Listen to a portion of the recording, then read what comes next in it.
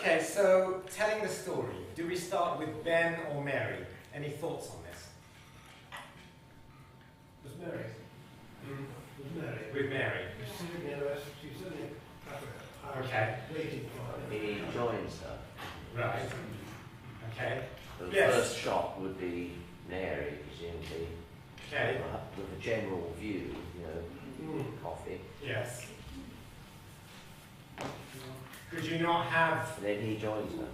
Could you not have Ben talking to his men outside the car park Yeah. before he goes in? Yeah. Silently. You know. It's not in the script. Right. But it's not in the script, is it, like it? Sorry? It's not in the script, is it? The outside.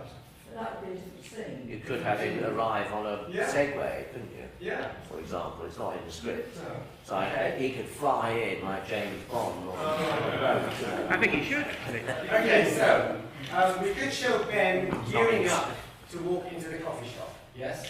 So let's say you've got the coffee shop, you've got the interior and the exterior. You have the camera inside, and he opens the door and comes in. Right. We could start with Ben briefing a team of men outside the coffee shop before he walks in. We could establish Ben with a team of others. We could establish Ben getting out of the car by himself and no other support. Remember, I used the word establish because we're trying to paint a picture of you know, the dynamics. We could show Ben's state of mind, confident, apprehensive, etc. We could start with, with showing a crowded coffee shop, then show Ben walk in. Yeah. Did you have a question? Yeah, I mean, if we're filming this in something under an hour, 40 minutes Yes. or so, we're going to be pushed to have a busy coffee shop, let alone a car arriving. Is that not a bit sort of ambitious? Busy coffee shop is fairly easy. We're going to have some tables there anyway, Yes. and you just place some extras from club members. Yes. You know, they're going to be We've got cups in the kitchen. mining, Yeah, etc. sure, Yes. yeah. Yes. But I really meant if we sort of extend it beyond the shop. Yeah. But I want you to think about ideally what you would want, and then on the night you'll have to improvise around time and actors. You know, you may get actors who pick up your vision of it very easily, or they might go, you know, I'm not quite clear. What do you mean, Mr. Director? And it's your job to explain it, right? Which will eat up into your time. yeah, So you've got to manage that, yeah. all of you. Mm. Yeah. Yes. Keep it simple. Yeah, maybe, but don't let that stop you from actually going for a certain feel and look. You know, yes. I'm showing off now, I can't resist. You could have, say, a table level shot of a mug being taken away by the waiter. You won't see Mary's up to here Yeah. and the cup in front of her. Yes. The camera's there, Yeah. you see a cup. And did you see up to here? Yeah. The waiter comes, takes the cup away to reveal very fidgety hands of Mary. Yes, you could do When that. Ben enters, the camera does, I can't remember what that is. It's not a tilt, it's when it goes up. What's it called? Elevate. Elevates. Do you mean it's Crane up, crane up, crane up. Okay, From the yeah. opposite end of it. Sorry, I just wanted to Okay. say that. Except Do you that remember last week or when we were doing practice shots, we did a thing in that doorway which was a vivid, somebody entering, Yes. where the camera comes round, so you could see Mary at the table and see the people, see the room, so you're establishing the room, and then him lurking in the doorway in the background, Absolutely. and you could push the focus to him, see Yes. how he is fidgeting, and bring it back as he walks. All comes down to what you want to focus on, Yes. right? Yeah. So if you want to focus on Mary's disposition initially, you may want to start with her. If you want to focus on Ben initially, you might want to focus on, I'll get to these. We could show Ben's state of mind, confident, apprehensive, etc. We could start with showing a crowded coffee shop, then show Ben walk in. We could start with showing a crowded coffee shop, then show Mary sitting right in the centre of it. We could start by showing extras in the coffee shop to establish the type of coffee shop it is. We could start by showing Mary's state of mind in MOS, and then bring in the ambience to show she's sitting in a coffee shop by herself. Does everyone know what MOS is? No. Without sound. Basically, it means it's quiet. So you've got, Without sound. yes, it's mit-out sound, right? That's MOS. So basically, you've got a coffee shop, and as you come out of it, the sound starts to pour in. That's something obviously you do in edit, you have to plan it when you're shooting. Okay. We could start by showing Mary's had several cups of coffee to show her state of mind. We could start by showing Mary hasn't ordered yet, but is upset. We could start by showing Mary nod to someone confidently across the room as Ben walks into frame. All of these, and we haven't shot the first word of dialogue yet. Right? So, we're really starting the storytelling aspect from the very first establishing shot, and they may not have said a word yet. Okay, very, very important. Okay, notes to the actor, part 1. Does Mary perk up when she sees Ben, or is she already perked up? Does Mary notice when Ben has walked in, right when he opens the coffee shop door? Is Mary facing the coffee shop entrance? Does Ben spot Mary right away? Does it take Ben a moment to find Mary? Does Ben do his searching from the door, or does he wander around the tables before he spots her? Right? All of them give a different feel to the storytelling aspect. Does he not spot her, decides she isn't there, turns to leave when he sees her? Have Mary wear a colour such as red that instantly draws our attention to her, make sure none of the extras do? That's a choice. Have Ben wear dark if he's the bad guy, lighter depending on his complexion, if he's there to appease Mary, and some colour in between if we don't want the audience to know. You know, you're deciding, do we want to show this as the bad guy, or do we want to show this as, well, he might be the bad guy, but we don't want to tell you just yet. Notes to camera, part 1.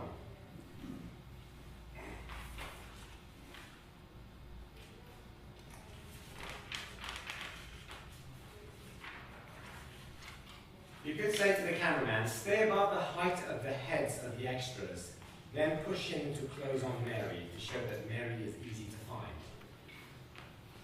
Or you could use a long lens to bring all the extras together, making it difficult to spot Mary.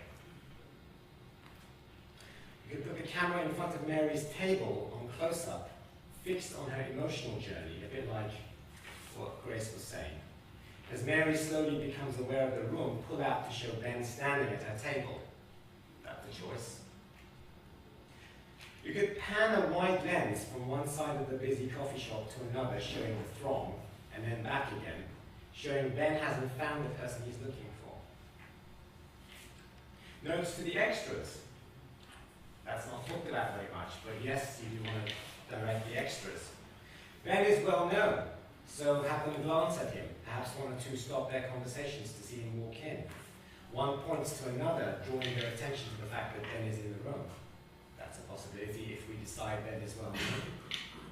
If we go with Ben being well known and a bad guy, then perhaps some will leave. Some will be fixated on the conversation between Ben and Mary. Perhaps Ben notices one of them, which makes the extra look away. You know.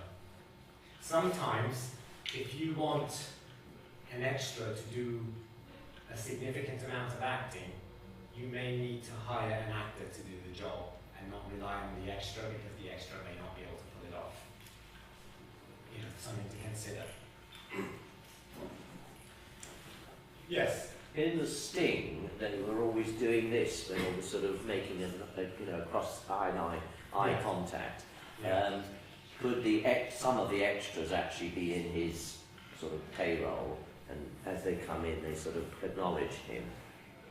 That would be a way of giving him this sort of mafiosa type. Yeah. You connection. can also do the same thing with her. If she's already in there, isn't she? Right, but if she sort of nods to one of them saying, he's just walked in, or, you know, are you good with your recorder, or Yeah. you got your hidden camera, or whatever it is, you know, depends how you're doing it. Yeah. Notes the camera, part 2. If Ben is trying to appease Mary, bring the camera higher up so we're not looking up at Joe too much. Right? Ben. Ben, sorry. Right, Joe. I've cast the actor, who is 6'3", and the actress is, I believe, 5'5". So there's quite a lot of differential between them. I've done that deliberately.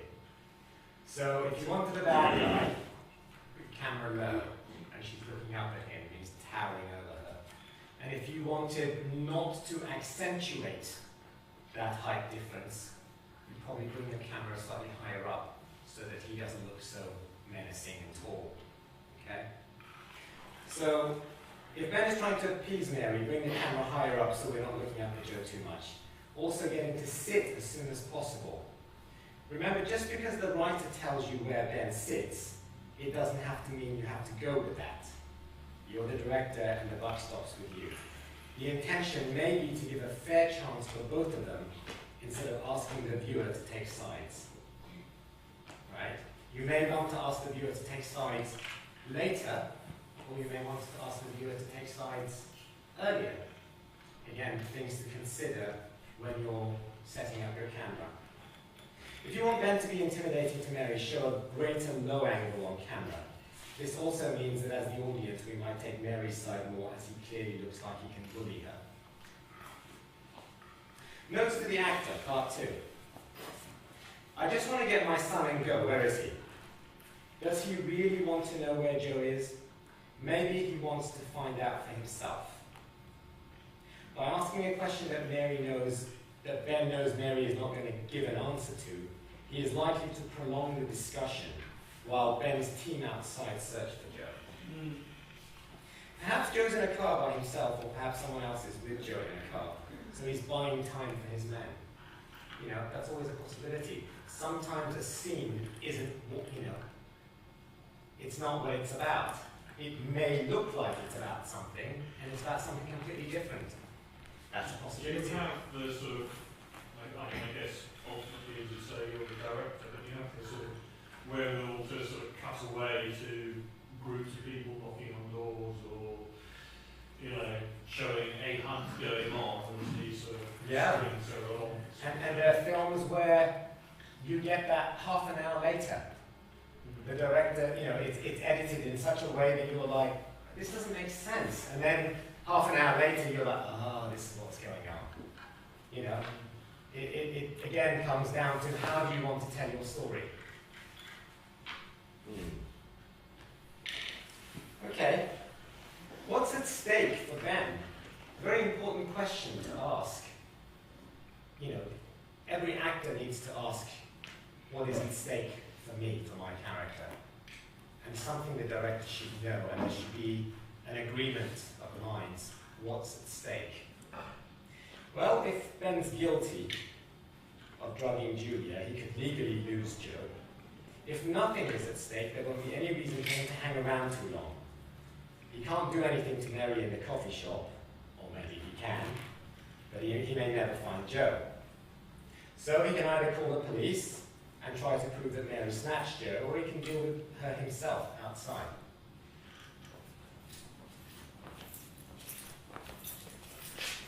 When there's one isolated scene such as this, the actor won't know what has been decided, so the director will need to collaborate with the actor on this. If Ben were the lead, or one of the leads, or one of the lead characters, then all the information would be in the script, hopefully. But for minor characters, it's harder to know which way to go. Next line. This doesn't have to be the end for you and Joe.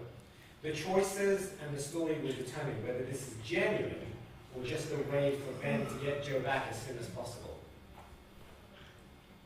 Do you want me to call the police?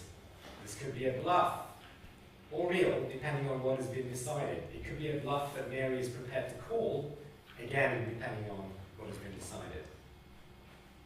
The question of whether it's right and proper to tell a 4-year-old about the death of his mother is a moral one left to the writer. This is where usually once the script has been locked, the director doesn't have the power to change it. Notes to the actor, part 3.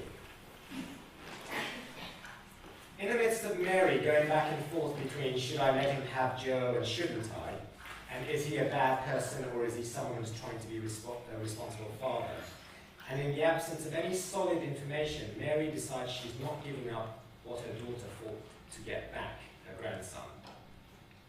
So the point is, Mary's first line, you're wasting your time, doesn't need to come out of certainty. It may come out of what she's decided spontaneously right at that moment. Again, you know, the first line is, you're wasting your time.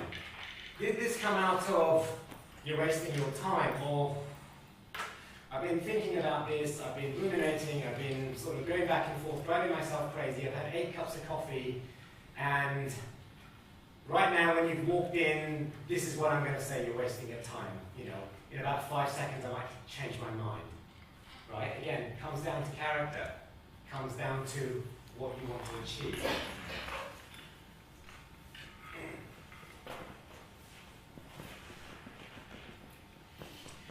Notes to the actor, part 3. Sorry. Notes to the camera, part 3. From the first Give Me Back My Son, we're utilising the reason why we are shooting this in public, in a public place, and more. So we want to be more inclusive of the surrounding, listening ears, reactions from the extras. So perhaps a wider lens, maybe intercut between tight shots to share the intensity of the actors and wider shots to show the involvement of the general public. Yeah? You're not stuck to one choice. You could show the actors with fairly tight lenses and then show the general public. Maybe they're witnessing some of this, or maybe they're not. Maybe they're just oblivious to it going about their conversations. Again, choices to make to tell your story in the way you want to tell them. Yeah? That's something you do in edit, the intercut, where you need to get the shots during principal photography. Let's talk about treatment for a second. Do we have them raise their voices? I mean, it looks like it's an argument, right? We have them raise their voices so that it overtakes everyone's experience in the coffee shop, like you might see in EastEnders. You know, everyone in the pub is hearing the conversation that's going on, even though probably most people don't really care. Or do we keep it civil and respectful? Depends on the choices made previously. If the actors are going to raise their voices, rehearse for sound levels with a beam operator sound mixer. Okay, because it will vary from one take to another. You know, sometimes it will peak, sometimes it won't. So rehearse it a few times to get an average idea. Okay? Let's talk about freedom for the actors for a second. This is a hard part which can make or break your story and you as the director. Rehearse. Rehearse, rehearse, rehearse. You discuss choices with your cast and crew. Now you let the actors play it out. You don't want each performance or each rehearsal to be exactly the same as the previous one. You want to give your actors the freedom to find their way around the scene, to play. That's why it's the play. In this case it's called a film, but you know, to try different things within the parameters set by the situation and to react truthfully to one another. And that ultimately, you know, is the most important thing. If they're not reacting truthfully to one another, we don't believe the scene. End of story. They need to be responding truthfully. Without this freedom, you've really got nothing but stock footage and a dead scene. This is where performances will vary from actor to actor, different nuances, different intonations, different pace, melody, cadence, different energy. You want to encourage that. Sometimes it takes several takes before the actor has it clear what they're trying to do. If your actor's just shown up on set, which is what you guys are going to get next Wednesday, they're not going to be clear on what's required of them, right? On a film set, they're going to have more clarity, but sometimes it may be their first day on the set and they've never worked with you before, and you've never worked with them, and you know, you're expecting one thing, and you know, they've come in as prepared as they can be, and then they're giving you something you're like going, whoa, no, that's not what we're looking for here. So then you need to give them choices, but then you need to give them adjustment time because they're not machines. So they have to adjust to your direction and go, okay, well I had in mind this, so if you mean this, I'm going to also have to change my interpretation of this line as well, because they're all connected. You know, the first line, you know, affects the fifth line, affects the seventh line, what have you. It's not just a simple case of change the way you do the first line, and then all the other lines do them exactly as you were doing before. Sometimes it is, but usually not.